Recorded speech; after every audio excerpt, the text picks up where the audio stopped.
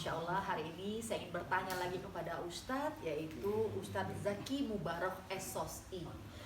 Nah, pemirsa, berbicara mengenai ajal. Kalau berbicara mengenai ajal, ini kadang-kadang kita semua harus benar-benar bermuhasabah diri. Ya, dalam arti kata, kita udah siap belum? Karena namanya ajal itu tinggal menunggu waktunya. Kapan? Nah, ketika ajal itu menjemput kita, Ustadz, apakah kita siap atau belum? Ini yang ingin saya tanya tuh. Lalu bagaimana nih Ustadz Zaki ketika ajal menghampiri kita? Lalu bagaimana proses sakaratul maut itu terjadi? Ya, silakan Ustadz Zaki. Bismillahirrahmanirrahim. Assalamualaikum warahmatullahi wabarakatuh. Alhamdulillah, salatu wassalamu ala rasulillah wa la nabiyya ba'dah. Bang Mugi dan pemirsa sekalian, kematian adalah sesuatu yang pasti akan datang kepada kita. Siapapun dia, apakah dia orang kaya, miskin, siap atau enggak siap, sakit atau sehat, tua atau muda, ketika ajal itu datang kepada kita, maka tidak ada satu orang pun yang dapat mengawalinya atau mengakhirinya. Allah Subhanahu wa taala pun menekankan kepada kita, fa idza jaa ajaluhum la yastakhiruna sa'ah wa la yastaqdimun. Dan ketika ajal datang kepada mereka, la yastakhiruna sa'ah, tidak ada satu jiwa pun yang dapat mengakhirinya dan tidak ada satu jiwa pun yang dapat mengawalinya.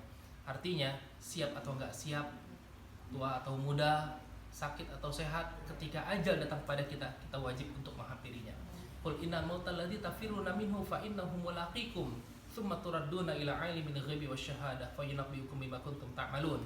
Katakanlah, sesungguhnya kematian yang engkau takuti, fa innahu mulaqikum, sesungguhnya kematian itu pasti akan datang kepada kita. Cepat atau lambat, pasti kita akan menghadapi kematian. Kullu nafsin dha'iqatul maut, setiap yang bernyawa pasti akan mengalami kematian, terlepas dia siapa.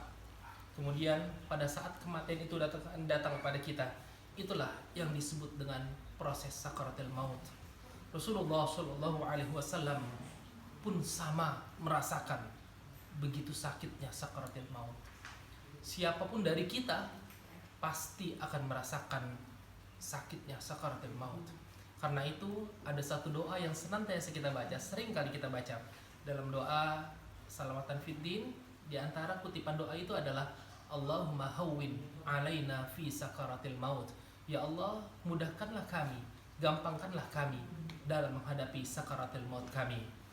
Karena itu Rasulullah SAW pun pernah mengisahkan bahwasanya ketika Rasulullah SAW menghadapi sakaratil mautnya, datanglah malaikat Israel yang akan mencabut nyawanya. Lantas Rasulullah berkata kepada Israel, wahai Israel, apakah kedatanganmu akan mencabut nyawaku? Lantas berkata Israel, wahai Rasulullah, wahai Habiballah, sesungguhnya aku diutus kepadamu untuk mencabut nyawamu. Lantas Rasulullah berkata, wahai Israel, kalau memang ini adalah perintah Allah, laksanakan wahai Israel. Tapi tolong cabut nyawaku dengan penuh kesayangan, dengan penuh kasih sayang, dengan penuh kelembutan. Lantas Israel berkata, wahai Rasulullah, engkau adalah kekasih Allah, tidak mungkin aku menyakitimu. Aku akan mencabut nyawamu pelan-pelan wahai Rasulullah. Pada saat itu keluarlah sakaratul maut itu, keluarlah ajal itu, keluarlah ruh itu dari badan kita. Diawali dari kaki kita, kemudian sampai ke fakhidain, ke rukbatain, ke dengkul kita, sampai kepada sirrah, sampai kepada perut kita, kemudian sampai kepada kerongkongan kita. Pada saat itu Rasulullah SAW benar-benar merasakan begitu sakitnya sakaratul maut. Sampai Rasulullah mengatakan, ya Israel, sakitnya sakaratul maut itu bagaikan kita ditusuk dengan 80 pedang di medan perang. Kalau memang seperti ini sakitnya sakaratul maut, limpahkan sakaratul maut umatku kepadaku. Saking sayangnya Rasulullah SAW kepada kita semua, saking cintanya Rasulullah kepada umatnya, sehingga Rasulullah tidak mau menginginkan umatnya merasakan sakaratul maut. Limpahkan sakaratul maut umat itu kepadaku, biar aku yang merasakannya. Umatku tidak bakal kuat, umatku tidak bakal sanggup merasakan sakitnya sakaratul maut itu. Masya Allah, kalau kita ambil pelajaran ibrah dari cerita ini, Rasulullah SAW seorang yang maksum, seorang yang dijamin surga oleh Allah, yang tidak memiliki dosa. Rasulullah masih merasakan sakitnya sakaratul maut.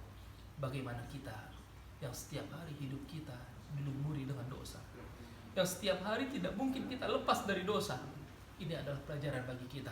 Karena itu Rasulullah menekankan kepada kita, kafa bil mauti wa iso, cukuplah kematian itu sebagai pelajaran buat kita.